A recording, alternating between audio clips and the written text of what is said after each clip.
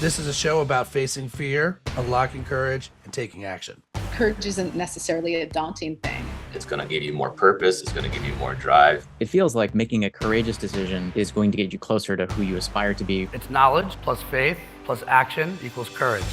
The two things I interview for that every single person who's listening to this can have are drive and speed. My definition of drive is it's almost an unquenchable desire to make a difference. And the second thing is speed. The great thing about speed is that people who just get things done, they discover when they were wrong faster than people who think about it a lot.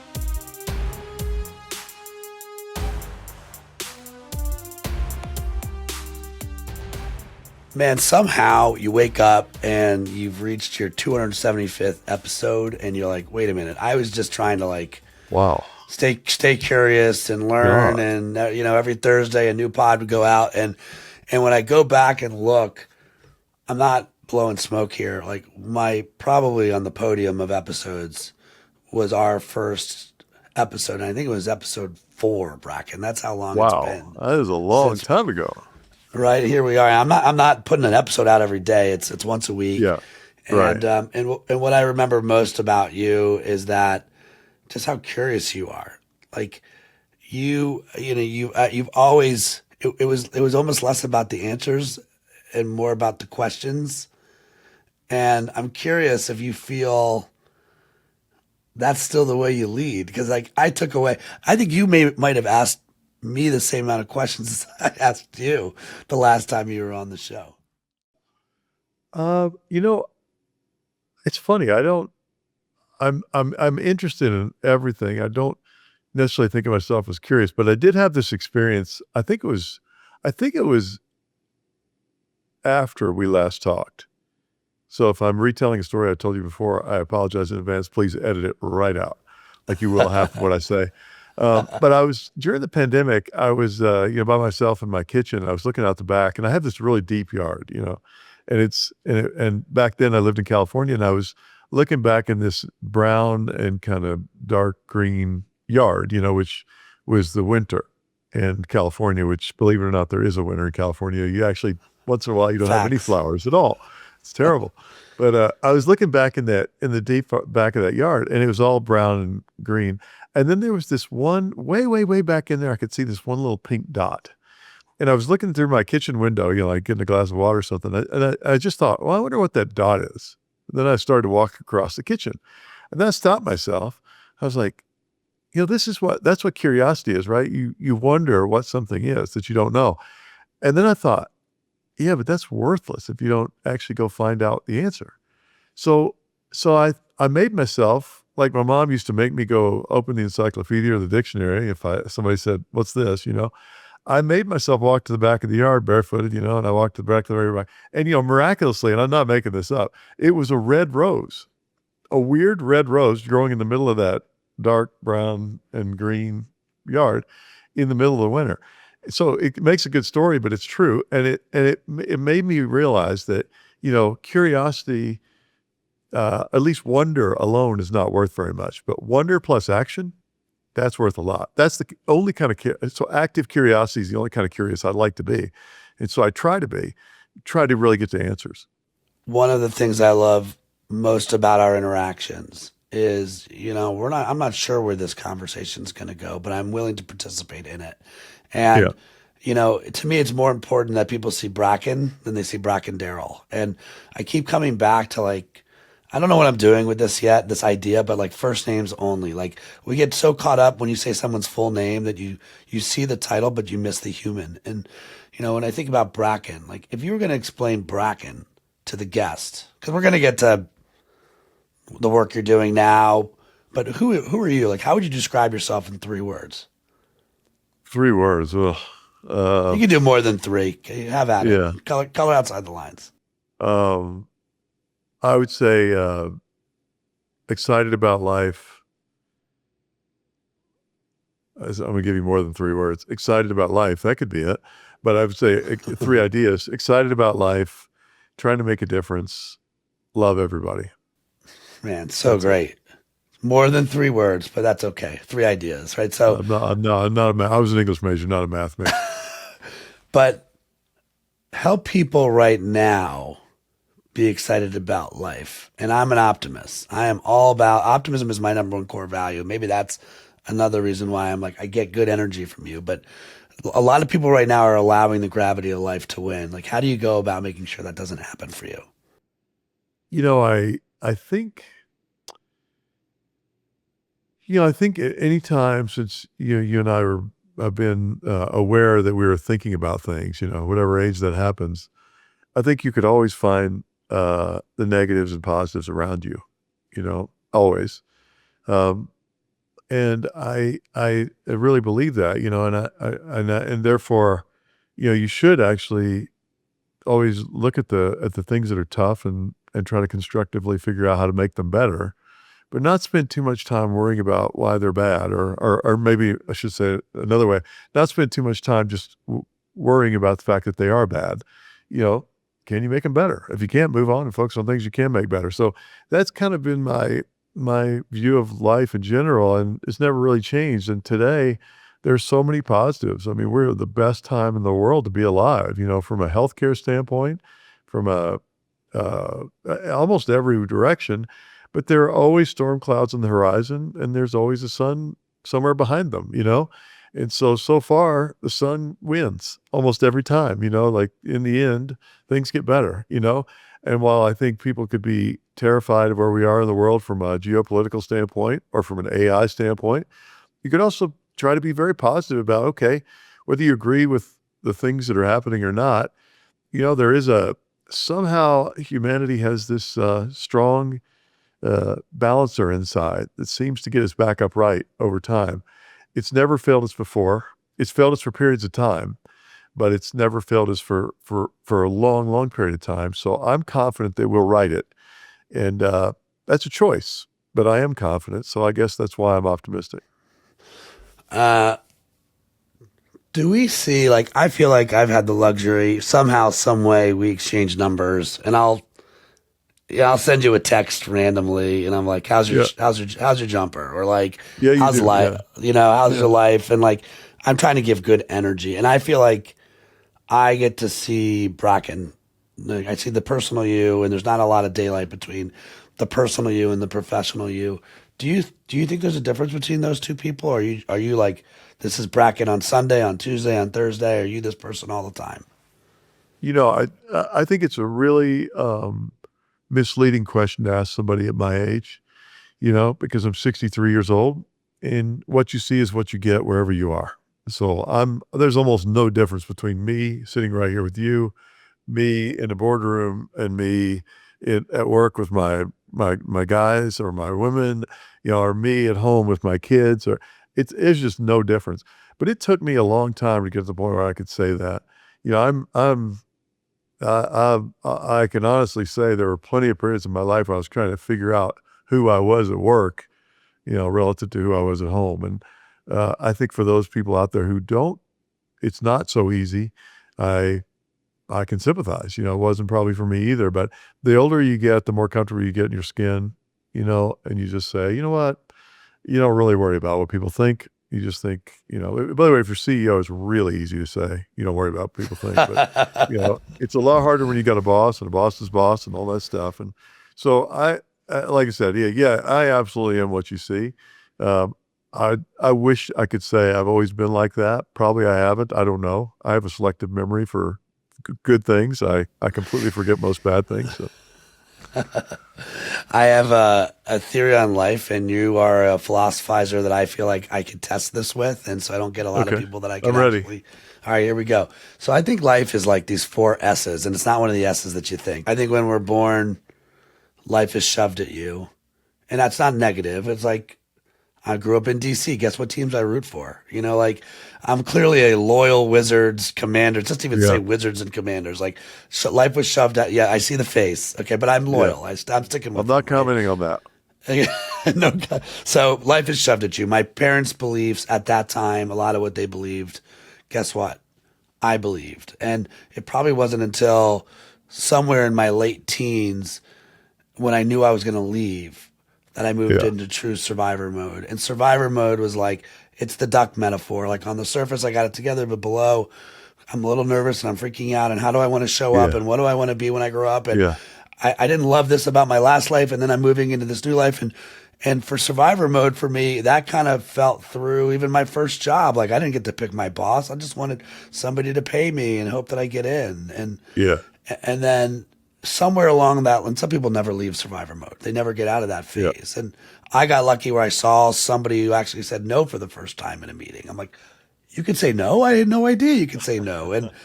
And I realized there was another mode, which was success mode, and like the rules slowed down, and you kept a few people close, and then for me, and again, and some people never get to success mode. If you're lucky enough, you get to there's something more, and it's soul mode. And soul mode is sort of the all of the above. You can have your cake and you can eat it too, and the cake can be gluten free, and you can win and make impact. And like these are my versions of stages. So first, before I say anything else, does this land for you? Does it not land? Is there another S I missed? Did you go directly to success or soul mode? No, I love it. I love everything you said. I think that's, as you were walking through the stages of your life, I could see mine, and they mimic yours. I mean, or they're very consistent with yours. So, and I'm almost the same ages. Are you a Wizards fan too? No. Not at all. But I do. Since we're, I don't know when this is going to air, but since we're near the NBA Finals, I'm a Warriors fan. I'm a Nuggets fan, and now I'm a Knicks fan. I'm a big Knicks fan. I was never a Knicks fan, but I love them right now. It's just amazing. It's a great story. Incredible. By the way, I was in New York about 2 weeks ago. Yeah. The city was never nicer. People were holding the door. People are smiling. You could see teeth on New Yorkers. It was unbelievable. They're so kind Wait till the right World now. Cup comes. Wait till the World Cup comes. Every city will be like that, even more than it already is, because people just get so positive during these big sporting events. But yeah, I was in New York yesterday. I saw the same thing, and in fact, I was walking through our stores, and I called Brent, who runs the commercial team over in Europe, and he was asleep. So I called Jacques, who runs a retail group, and I said, "Hey, Jacques, man, we got to get these mannequins with Knicks jerseys on. They got to show we're supporting the local team in our stores in New York." And I thought, and maybe that's a bad idea, because I don't know, the visual merchandisers know more than I do. So I told the people in the store that, and then I backed off, and then I said, I'll call Jacques and let him decide. So I called Jacques and I said, "Hey, Jacques, what do you think? I think you ought to do it." He goes, "Let me take care of it." This was at 4:00. I got on a plane to fly here.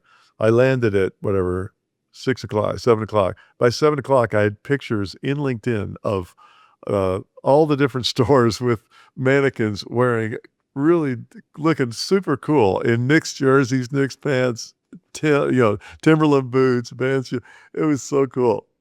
That's a different S. That's speed, but I like it. I love speed, man. I do love speed. All right, so let's talk. You said the three things that make you you. Also, you talked about making an impact, and I mean maybe that's the path to soul, right? Like, you are in a position to make impact? And when we met, you were over at Logitech, and I felt like, wow, like I had no idea what that story was. What a great. I don't even want to call it a turnaround story, because I don't think you see yourself as a turnaround guy totally. But that's what it was. It felt like the Silicon Valley story that no one's talking about, the growth there. And then here you are in this new life, on this next adventure, and this next roller coaster. How are you making impact there? Like, what do you do? Do you feel like you're making a dent? Yeah, I don't think I'm making a dent, but I think we're making a lot of dents. Maybe even to use Steve Jobs, where is a dent in the universe at some point, but we're not there yet. But we're making a lot of dents because the cool thing about turnarounds is they automatically suggest you have more degrees of freedom than you do in a running business that's going well.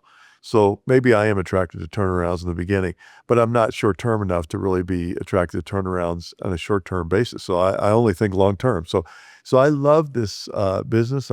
Just like I loved Logitech, and we're making a big difference. I could spout off numbers to you, but I won't do that. I'll just say, I think we're getting our mojo back.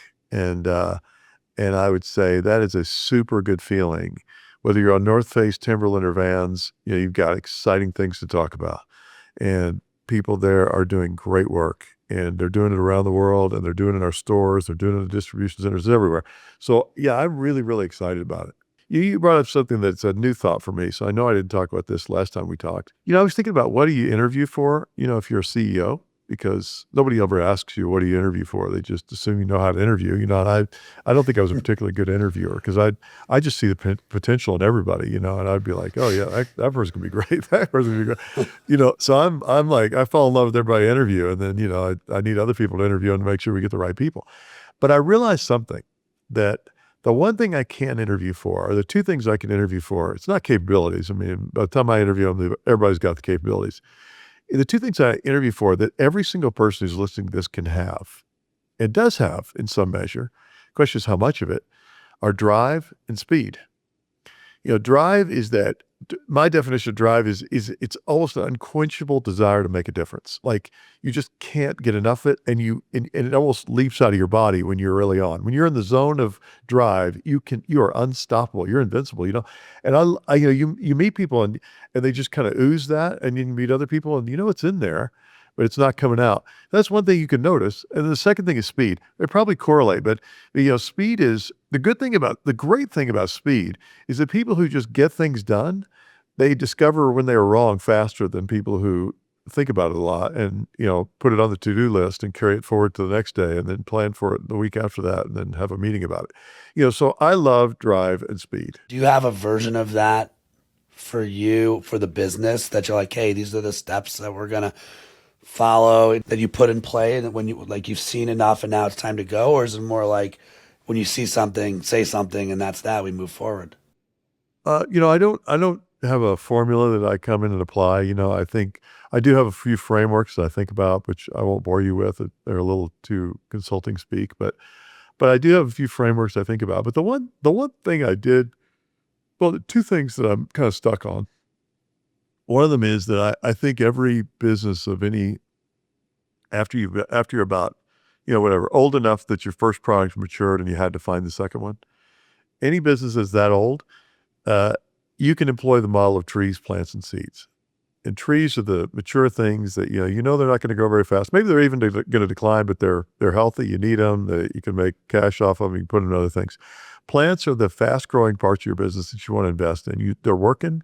You can always make them better, but boy, you just keep pouring it on. And then seeds are experiments, and seeds are really cool things because you can have a lot of them if you invest in small ways. You can have one person running them. That's what I usually do, and so you can always have trees, plants, and seeds out there. And whether I talk about it like I did at Logitech or I don't, which like I am here, that's really one of the ways I think about how to build growth. Build a real growth engine. And I do think that's really critical. The second way I think about is about teams. I used to think, I used to just think, well, wow, small teams are better than big teams, because I met with so many people in Silicon Valley and they'd be doing more with 4 people than I was doing with 30. And they do it in 3 months, and we take a year to get there. And I decided, small teams really are better. This is no secret. Jeff Bezos called it 2 pizza teams. But the more I thought about it, the more I realized, actually it's not just small. It's because it's math. If you have a team of 2, you've got 1 connection. You have a team of 3, you have 3 connections. You have a team of 5, you have 12 connections. So it goes geometric, and because of that, the number of relationships required, it gets more and more difficult to have really great, trusting, open relationships. So you will have teams of different sizes. It's kind of inevitable. Try to make them small where you can. But then maybe the more important thing in your life is just have pairs. Have pairs. Figure out who the pairs in your life or your job are that really make a big difference to you, and build super trusting relationships and spend a lot of time with them. And so those are the 2 things I do think about a lot when I think about frameworks for coming in and changing things. I love the seeds, plants, and trees. It's I have to be careful because I get cute with my language. I think clear beats clever, but if clever helps you remember it, then fire away. And that's true. One of the things I've talked about is that the re sets you free. And it's like, no, you heard that right. Like, what is the re? Right? Are we re-galvanizing our people? Are we rethinking our tomorrow? Are we repositioning the company? The re sets you free. Have we actually picked the right re for the business? What do we need to rework? But I like your comment about seeds and plants, and like acknowledging what trees are. But that's where I see most fear inside of organizations, is they they only have trees and they're holding on to those trees for dear life, and they're not thinking about seeds, and they don't invest in seeds. Their money's going to the trees when they should be going to the plants or Yeah. the seeds. You said my favorite word, by the way, which is experiments. And I wish more Yeah. leaders looked at like, hey, this is an experiment, which I Yeah. think gives people permission to report back when it's not it's still a Yeah. success. It's a learning opportunity. Do you have other word, like I call it word stock market. Like one of my favorite words, experiment. Another one of my favorite words is actually willingness. Like for a guy that has a Yeah. company called Courageous, I love the word willing because it's like we're open-minded, but Yeah. we're going to fire through. Do you have words like that you turn to as you're on your love list? Maybe, but let me develop that concept with a different analogy. Maybe I'll work on the concept of why do large companies tend to only have trees? Isn't that weird? Why would they? I mean, why does the Fortune 500 change dramatically over a 25-year period? It's really dramatic. Why isn't IBM one of the top 5 largest companies in the world since it was 40 years ago? Why isn't GE since it was 50 years ago? So, those are like fundamental questions that just don't seem to be too easy to answer, except that you can answer them and say, hey, well, they ended up with only trees. I think what happens is you have one of the problems, among the many probably, one of the problems is that when you have trees, or let's change the vernacular, let's call them planets. So you have a planet. Well, the bigger your planet, as you try to develop those small satellites that are floating around it, there's this thing called gravity. And gravity pulls, and it pulls the resources from the little things, or it pulls the attention from the people running those little things. And so they end up becoming part of the big thing. And so the original idea of being separated and different gets traded in for kind of being part of the big thing and slower and bureaucratic like the big thing. So gravity is a killer. So the way that I try to solve the gravity problem, it took me a lot of iteration to get to that, was I would just put people in charge of it that were independent of all the other big things, the trees, or in this case, the planets. Yeah. Get them separated, and then let them, fight like crazy not to let them try to take too much advantage of the core. That is completely different from the way a lot of people would look at it. It's probably strategically flawed, but it's practically right. Because the problem is you'll never get these things off the ground. It's inevitable. If you have the seed report to one of the people who run the trees, either the tree person's going to get distracted by the seed and you're going to get in trouble with the tree, or most likely the tree person's going to pull resources from the seed, because there's always something that has a better ROI if it's already scaled. So that's how I think about how to manage that. So gravity maybe is one of my words that I really like, because I also like physics, but it's a good word because it captures a lot of the problems of big companies that have a lot of gravity. Do you, I don't know how to say it because I hate saying this because I can come off pretentious. Like, oh, in my book I talked about, but like that's what's coming. That's cool to say, though. I You know, should but say it's coming. You should say at least once every podcast. No, I don't want. I'd like to. In my last book. In my last book, I talked about in my first book, I talked about ETFs. If I were to write a book, I could say that. They were called experimental task forces, ETFs, which is basically this. Like, do you have a sub brand? Like, because it's almost its own culture and has its own different rules. So do seed people also, are seeds and plant people together? Are they sub-branded separate? How do you go about, what's the blend? Is it like 20% seed, 20%? Like, what's the blend for you? Any idea what? Well, first of all, it starts slow. So I'm almost 3 years in, and I think I have really one, or actually 2 or 3 legitimate seeds that are top secret in the company. So nobody knows until right now that I'm telling you. Great, I'm going to have to cut this part out of the podcast. Yeah, no, it's okay. I literally don't talk about them. And I didn't do it at Logitech either for a long time because, they're just, they get too hyped up. And what I would do is I'd go on an earnings call and say, hey, I've got this new product I'm working on. It's in my pocket. And we're doing it all by audio, and I love to do that because it's true. But and it was fun to talk about. But no, at the end of the day, I guess if I really think about it, the best thing about seeds is not to mix them up too much. You can have a lot of seeds because they don't cost very much. You can literally start a seed with one person and a few $1,000s, and that's what I did. I would hire eventually I figured out that it was really successful to hire entrepreneurs in, whether they were successful or not, because they learned the concept of ownership and getting things done on their own and finding resources. And so I would just hire them in. So I had as many as 20 seeds when I was at Logitech, as few as about, when I really got rolling, few as 3 or 4. Here we have probably 3 or 4 now. I got to promise my board in public I'm not going to go to 20, but maybe we will at some point if we get it rolling. And so that's kind of the way it is. And that means there's a lot more C's than core business in numbers, but you wouldn't notice it if you walked in the company. You wouldn't really see that. So I don't think I have the power to stain you, and I'm not trying to do that, but I'm very curious I don't want to lead the witness on this one. So you have a big job to do. I'm very curious what your relationship is with fear.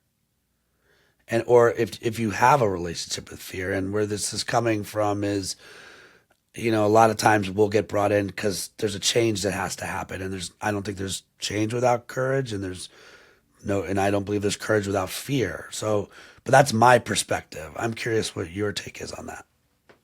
Yeah, I don't think there's courage without fear. I think when I think of courage, I think of we're a few days off Memorial Day now, or I think about those young men and women who went into World War II or any battle or any dangerous situation by choice, and they were scared to death, and they did it anyway because it was worth it. That's courage. That everything short of that is I guess there are things you can call courage, but boy, they're far away from risking your life for something bigger than you. That's really strong courage. Now, so if you ask me if I have fear, the fears I have are more fundamental now in my life. It's I don't lie, I don't lose sleep over them, but I'm always afraid somebody's going to have a health problem, somebody I love, or somebody I know, or just anybody. I hate that. I've got friends right now in my life who have health problems, and I don't let it overwhelm me, the fear part, because I do so strongly believe in trying to find practical answers to things, and even things that are unsolved so far. Somebody said I watched a guy the other day talk about things are impossible until they're done, and they're possible. Everything around you was impossible at one point. So I don't let the fear part of it, the negative part of it, get to me. But if there one thing that I would really fear, it would be that. In terms of work, I don't really fear very much. I'm just so excited about everything. And of course I have things that you go, oh my gosh, this doesn't work, what will happen? But that's what we're here for. And, you're here to try to mitigate risk and take advantage of opportunities and create new things, new opportunities, So it's just so much fun. And I think my life is much more full of joy than fear. I hope everybody else's is too. And the few times when I think about fear, it's usually late at night when I'm sweating in bed for some reason about somebody I'm worried about. What's one thing you took from the last experiment of Logitech that you're like, oh, I'm bringing that into this. This is now a new process or a new practice I'm bringing in with me here. And no one is, by the way, nor am I suggesting you're playing the same playbook here than you did there. There is one thing I'm playing the same playbook, and I'll be the first to admit it. It's design. You would think that this industry that's called fashion design would be a design industry, but it's really not. It's like every other industry. It's a business industry with a lot of creative talent, a lot of talented people of all types, but I wouldn't call it really a design industry. There is design in it, but it's not designing the way I think about it. At Logitech, what we did was we really tried to turn Logitech into a design company where I hired the first designer to report directly to me. It was Alistair Curtis, and so I made design a seat at the table, and then we started building our own things and having a separate design organization and then integrating with all the teams, and, it just took off, and then we tried to design things that hadn't been designed, and we encouraged people to design how we close our books and all this stuff. We didn't get nearly to where my dream state would be, which is you kind of design and redesign everything all the time. But that was really the goal. Same goal here. I think while this is a design industry, it's not a designing or a design thinking industry. And we're certainly not a designing or design thinking company, but we're getting better. We're getting better and better at trying to think about the user, whether it's an employee or a customer or a supplier or a wholesaler who sells our product, whoever that might be, really trying to figure out what their needs are, what their opportunities are, what are the things they might want that they can't even express or haven't even really surfaced consciously that we might be able to solve for them. That's design. That's the kind of company I really want to build, is a pure design company that's just oriented that way, where every time you interact with that company, even if you just walk in the door, go to the front desk, and you're greeted by somebody with a warm smile who makes you feel a little better about yourself, everything we touch gets better. That's the goal of a great design company, inside the company and out. And that's really that is the same goal. And again, you've got a whole family of brands now. We can see them behind you on the backdrop there. You're rocking your North Face shirt. Give me one sort of like, oh, that completely gets my goat, that you think we're about this when really we're about that. You mean of the brands or of the company, or what do you mean? Of one of the brands that you're running right now, where it's like it's so misunderstood by the public. Okay, You see how I by the way, I love all of our brands. So this is a very difficult one, in some ways easy in another, because I could just pick any of them. So I'll just pick one. I think the Vans positioning is really cool because, I think people tend to think of it as skaters or kind of that counterculture. What we are what Vans is at its heart, it was built on that feeling in your life when you feel different from other people. And it maybe it peaks when you're in your teens or something, for most people, where you really feel different. You feel like you kind of stand alone, maybe even feel a little ostracized. And then you find a way to feel proud of it, feel good about feeling different, and that's what skating did for skaters. And Vans became the emblem of that. And Off the Wall became an expression that stood for that. It was literally off the wall when a skateboard went up over a pool wall.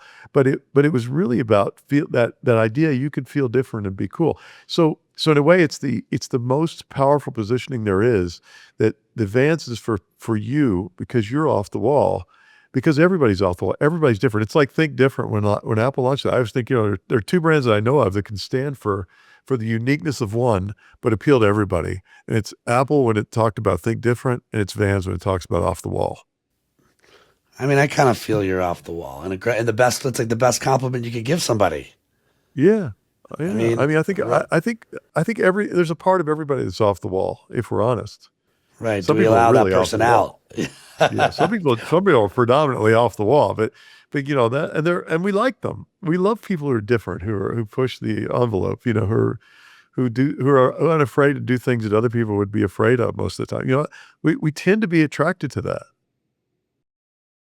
I don't know. For some reason, you're bringing me in an odd way, not to my family, but to your family, and trying to see how Bracken Darrell fits in with his family. And I remember talking to you in the past about your family, not just your kids, but like you grew up in Kentucky. Am I getting this right? That's right. Very good. How many? Multiple. Like you weren't one of two. How many siblings? I was one of four, so I had two older brothers, a younger sister. Who was the off the wall one?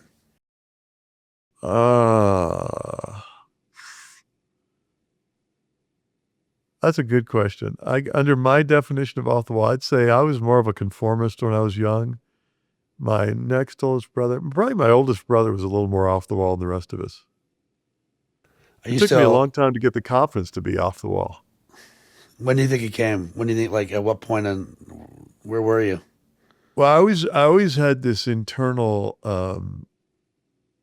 engine that ran in a certain direction at a pretty high speed. So I had that, but I would say I never, like you talked about, you sat in a meeting and heard somebody say, you could say no. And, which I love that comment. When did that happen to me? I don't know, but I know that I had the worst case of imposter syndrome probably in the history of Harvard Business School. I'm lucky I didn't flunk out. in that first semester, and I barely opened my mouth. I mean, I used to have to force myself to open my mouth in there because I just thought everybody was smarter than me, and they probably were. But I didn't flunk out, thankfully, and now I'm on the board, which is really bizarre to me.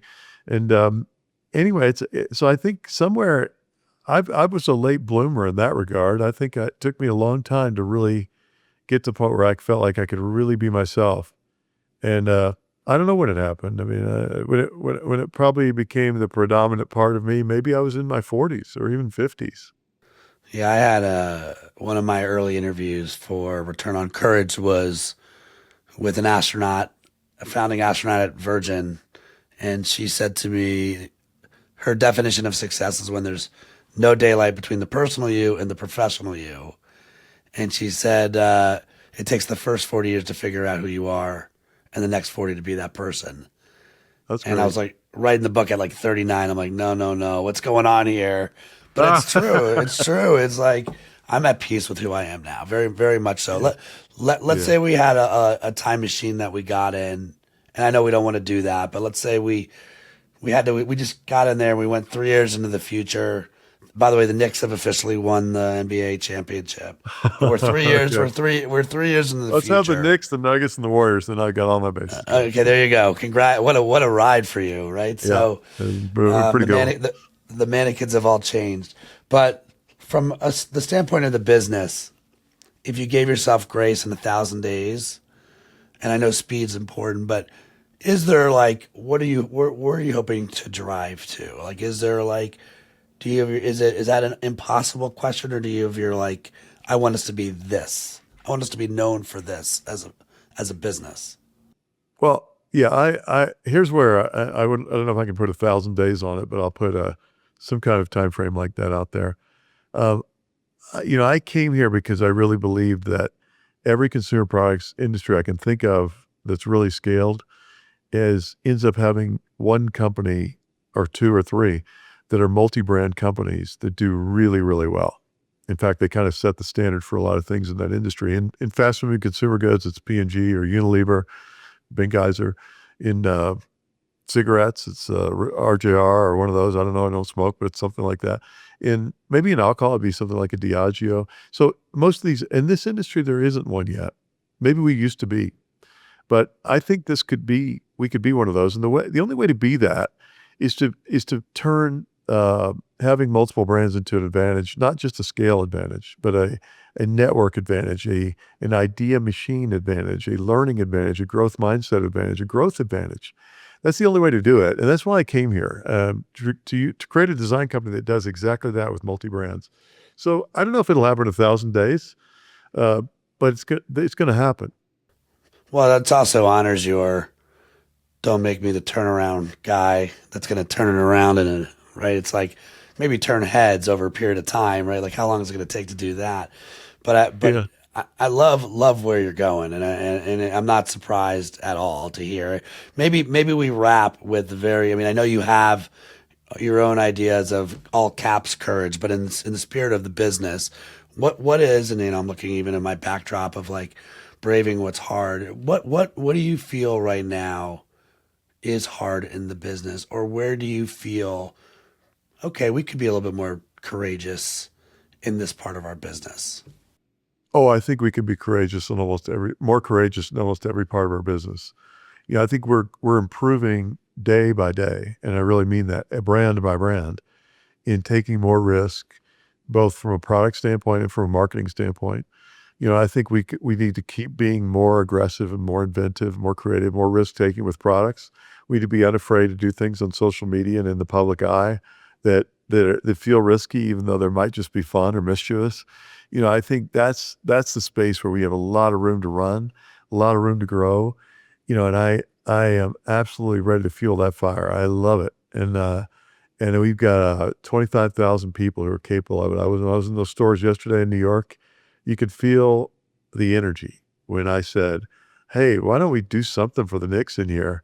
Or why don't we, it's just instantly people are ready to go do something, and so there's a lot of excitement here. We're getting there, and we'll get better and better at this, and it's going to happen in every direction. All right, I lied. I have one more question for you, and it's a curious one. I figure this is the flower question, but Okay. Look, if someone's still listening to this conversation, they're clearly invested in this. So like, there's three Or they types of woke people. up. They fell asleep in the middle. They fell asleep, and I hope they weren't driving their car while they were sleeping. Yeah. But like, Yeah, me there's too. there's three types of people I think that are probably listening. Okay, maybe there's four, but three main. One, Family members. my family members, my mother, my mom, your mom, And pets. Who don't have a choice. Don't understand. and your brother. One of the brother that you said Yeah, was my most brother, courageous. He wouldn't be listening. Yeah. My sense is you've got leaders of companies that are trying to navigate now. You've got curious souls that are on the way up, trying to figure out how to. They want to be it. They want to lead. They want to get to that spot, and then probably, let's be realistic, your employees, right? I'm being really honest. It's probably those three audiences. Give each a takeaway from this conversation. Okay. So I'm going to start with the middle group. If you're just kind of on your way up, you're on your way into something. I think the most important thing that you could realize is, you're not static at all. You are every day you wake up, you look in the mirror, you can be anything you want to be. That sounds Pollyanna, but I mean it. If you're kind of introverted, you can just decide, I'm going to make myself extroverted. That sounds crazy. Or I'm too extroverted, I'm going to quit doing that. I'm going to be more introvert. You can change your personality. You can change things about yourself. It's not easy. But, as I heard somebody say on the Huberman podcast one time, as a guest, he said, the most soul-building things you can do are the ones you least want to do. And I think that is just a great way to think about life. Just to get at it when you know you need to work on something. There's always things to do. So I think that's for that group. For the CEO group out there, yeah, I hope, I don't know if I have any advice for them. They probably have advice for me. I just think this is the most ridiculously fun job in the world. We're all so lucky. We should be just thanking everybody that we get to do these jobs. We have so many paid friends, and it's a fun job. And then the last group, what was the last group again? It was you probably have my people. Employees. Well, yeah, so my employees, look, I love this company. And I think, judging by our engagement surveys, an increasing number of our employees are excited to be here. I hope that you'll stay with it because I think it's going to get better and better and better and better. It's going to get more and more exciting. And, and if there are things around you that you see that you don't like, make that bad news travel as fast as possible because good news can float, but bad news needs to fly. And I really believe in that. And I think we're getting better at that too. Man, too many nuggets, too much good stuff. I'm so grateful to get a little time with you. Thank you so much for jumping on. I mean, wonder plus action. I mean, that's beautiful stuff, right? What was it? Wonder, curiosity plus wonder plus action. That's the way to go. Curiosity equals wonder plus action. Yeah. I love it. And then I think, seeds, plants and trees, we could all learn from that. Man, even the last thing you said about like, if you've got bad news, that's got to fly. Like good news can float, right? There's a sense of urgency. Like that's the stuff that needs to get out there. And you never really answered how the jumper is. So I am curious. How's the jumper? Well, I've got I hurt my shoulder, so I've begun to shoot left-handed now. Oh, which I is love it. Maybe good news for the teams that I play with, because that means I'm not shooting as much. And I'm not sure I'm a particularly good shooter, but my jumper is actually better than it's ever been when my shoulder's not sore. What'd you do to it? Is it just you're just throwing up threes and I've got a little bit of torn rotator cuff and everything else, but it's been there for a long time. So it's just I got a couple of shots in my arm now, another cortisone shot, and I'll be good as new by Friday. I'm playing Friday, Saturday, Sunday this week. I love it, man. Well, in what state are you coming back to California? Playing in California. Right. Well, if you have a game down here, I'll huff and puff with you. I'm still playing soccer. I'll get you up there. We'll play in Orange County near Vans. I'm going to go there. Congrats. Keep it rolling, man. I look forward to it all, Bracken. It's always so much fun to talk to you. I love your optimism and courage. Thanks for tuning in to this episode of the Courageous Podcast. If you enjoy the show, don't forget to rate and review us on Apple Podcasts so more people can find us. See you again next week.